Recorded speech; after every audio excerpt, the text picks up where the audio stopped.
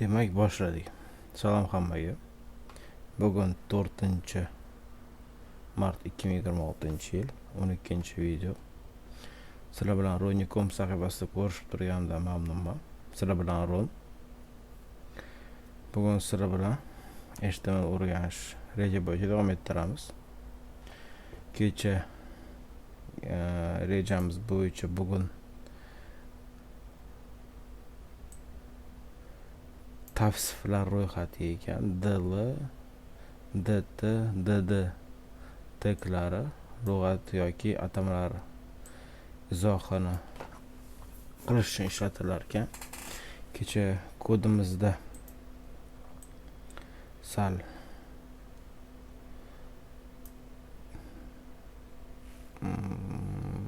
o'xshamagan joyi bo'ldi. Value atributida keyin tushundim, xato qilgan ekanman. All ichiga yozib qo'ygan ekanman. Bu har bir lina ichiga alohida liga ichiga yoziladigan atribut ekan. Shunaqa ko'rinishda bo'lar ekan. Va saytda mana shunaqa keyin boshlanib ketar ekan.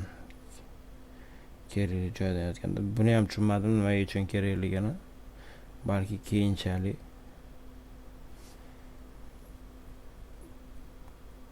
yana sahifalar yaratganimizda nima uchun kerakligini bilarmiz. Buni yopamiz. Xo'sh, bugungi mavzuga qaytamiz. DL, DT, DD. Hop, matn muharririmizni ochib yuboramiz. Xo'sh, bu kerak emas.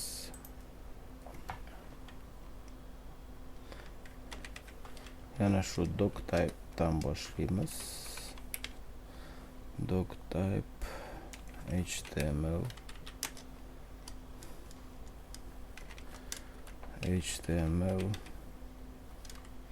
tagini ochdik. Hit tagini ochdik.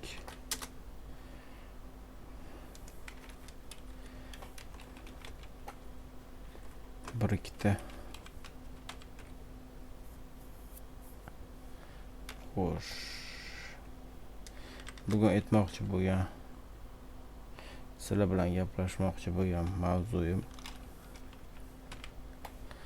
ko'p dasturchi blogerlarga savol berishgan ekan. YouTubedan video darslarni ko'rib chiqqanimda aytmoqman deb. Dasturlashda ingliz tili kerak bo'ladimi yo'qmi deb.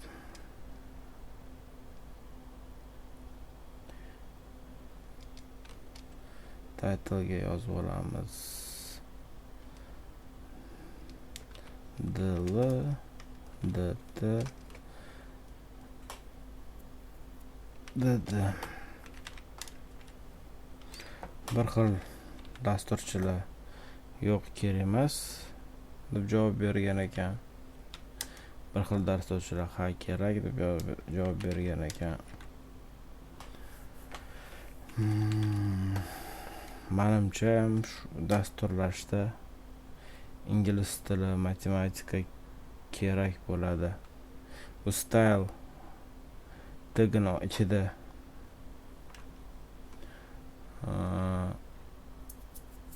bunaqa yoziladi. CSS kod yoziladi.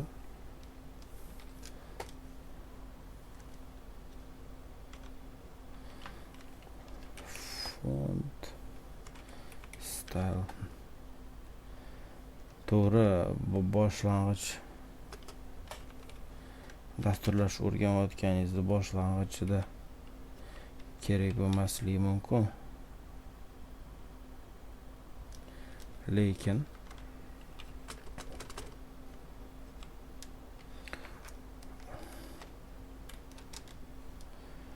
dasturlash bo'yicha yuqori dasturlash bo'yicha bilimlaringiz yuqori darajaga, ya'ni middledan oshgandan keyin adashmasam kerak bo'ladi. Chunki barcha dasturlash bo'yicha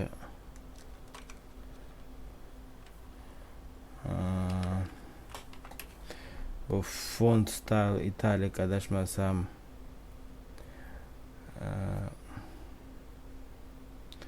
matnimizni qanaqa yozilishini belgilab ketyapti. Yo kursivga o'xshab yonmacha yozilishi.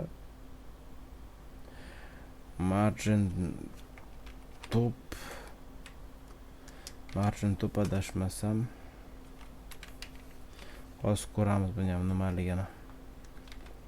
Sahifamizni yangilaganini saqlab olib yangilaganimizdan keyin bu anaqa ekan. Shu dt tagida yoziladigan matnni tepadan qoldiradigan 30 tup tarjimasini bilmayman joyi ekan. Probel tashlab o'tirilmaydi yoki p ishlatilmaydi. Joy tashlab ketadi. Qaytadigan bo'lsak, hamma texnический instruksiya yangi chiqadigan qo'llanmalar hammasi ingliz tilida. Misol uchun dasturlash o'zi kerakli joyigacha o'rganib olganingizdan keyin bo'ldi, mana shu yetadi, yog'ini kerak emas deb qoldirilmaydi-yu. Ingliz tiliga matematikaga kerak keladigan bo'lsak, matematika kerak bo'ladigan joyi tezroq fikrlashingiz uchun kerak bo'ladi. Xo'sh, bazani ochib oldik va shu del tagimizni ham dt tagimiz ham hammasi juft tag. Birinchi del tag ochib olar ekan, keyin uni ichida dt tagi bo'lar ekan.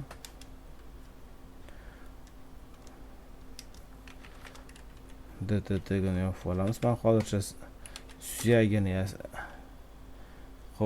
suyagini qilganimizdan keyin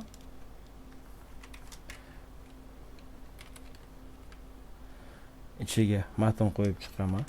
Ataylab internetdan lug'at topdim. Endi to'g'riroq qiyin emas lug'at topish, endi aytib qo'yaman de. Xo'sh,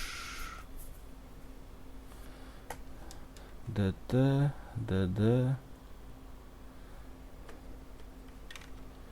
yana dt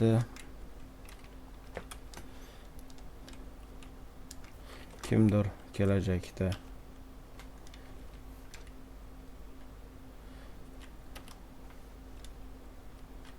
mana xato e'tibor bermaganimizga xato dt bilan ochib dd bilan yopib qo'yapman. Sizlar aloqangizga uzr. Lug'at sayti yaratmoqchi bo'lsa, shu taglar kerak bo'lar ekan. Men bu taglarni birinchi marta uchratishim. Oldin HTML va ko'rib chiqqanimda bu narsalarni ko'rmaganman. Xo'sh, del tagini yopdik. Body tagini yopdik. HTML tagini yopdik.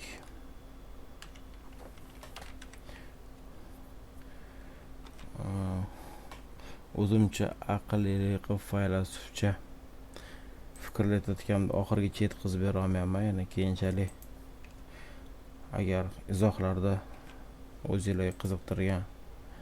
Xo'sh, saqlab oldik. Ko'ramiz nima chiqadi. Hech narsa chiqmadi hozir. Faqat title da saytimizning oti chiqdi. Hozir bu ko'rinmayapti. Endi matnni qo'yib chiqamiz. Keyinchalik kattaroq video qilganimizda balki batafsilroq buni muhokama qilamiz.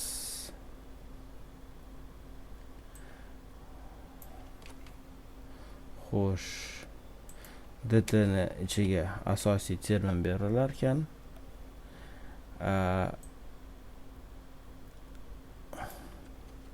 dd ni ichiga uni izoha berilar ekan. Qanaqa bitta qo'yadigan bo'lsam, hozir qanaqa nima desam ekan, tushunarsiz bo'lib qolishi mumkin. O'shaning uchun ikkita termin oldim.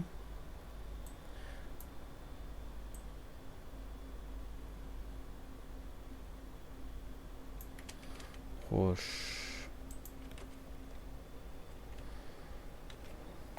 saqlab oldik. Saytimizga o'tdik, yangiladik mana. Xo'sh, nimani noto'g'ri qildik? Ortiqcha matnlarni belgilab yozib yuboribman. Mana kerak hisoblanadi. Kerak emas ekan. Vaqtgacha kerak bizga faqat. Xo'sh, xuddi shunday manba ko'rib turganimizdek dt tegimiz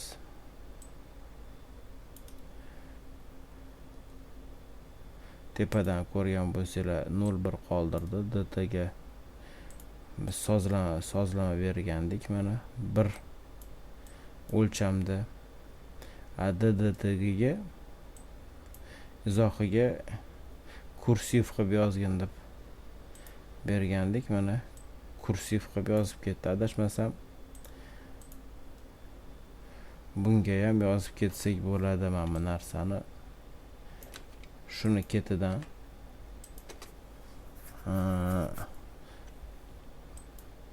mana bu joy tashlab ketish uchun balki chiroyliroq ko'rinadigan ma'noda aytyapman-da. Xo'p, saqlab olamiz. O'xshamasa keyin mana как раз tashladi. Bunga sal to'g'riroq qilishimiz mumkin, jирni qilishimiz mumkin. Buni ham kursiv qilishimiz mumkin. Kursiv bo'lsa bilan bir xil bo'lib qoladi. Mana bugungi anaqamiz o'tgan tegimiz shu dl dt dd. dl tegi ochiladi, ichiga dt dd teglar joylashtiriladi. Xo'sh, shu bilan bugungi videomizni yakun yasasak bo'ladi.